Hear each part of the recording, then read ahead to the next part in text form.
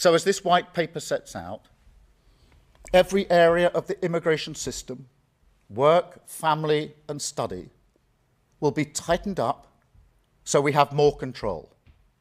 Skill requirements raised to degree level. English language requirements across all routes, including for dependents.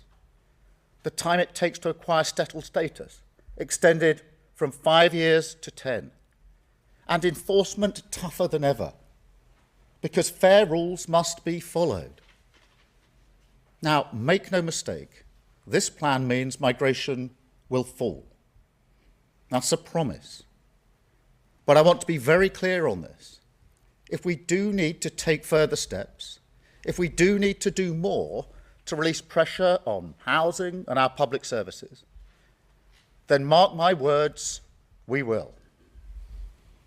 But it's not just about numbers, because the chaos of the previous government also changed the nature of immigration in this country. Fewer people who make a strong economic contribution, more who work in parts of our economy that put downward pressure on wages. So perhaps the biggest shift in this white paper is that we will finally honour what take back control meant and begin to choose who comes here so that migration works for our national interest. To continue to exempt health and social care workers from that minimum salary threshold, but those workers will no longer be entitled to bring, now, up until now, they have been entitled to come along with their spouse and their children under 18.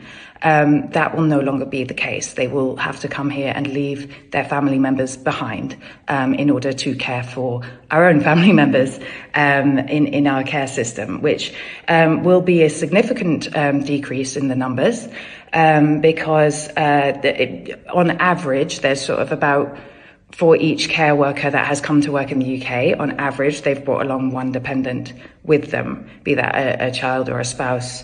Cleverly justified this in Parliament yesterday by saying only about 25% of those dependents actually work when they come here. I mean, obviously, a very significant proportion of dependents are children, and that will be why they don't work. I think we need to be honest about the fact that this country is so dependent on migration. 96% of immigrants to this country come by legal means. They are people who come from Ukraine, people who come from Hong Kong, people who came from Afghanistan after the Taliban came to power. But the British public believe that illegal migration makes up the vast majority of migration. So we've constantly had this debate about migration being an issue. And we don't talk enough about the fact that in social care at the moment, we have 133,000 vacancies.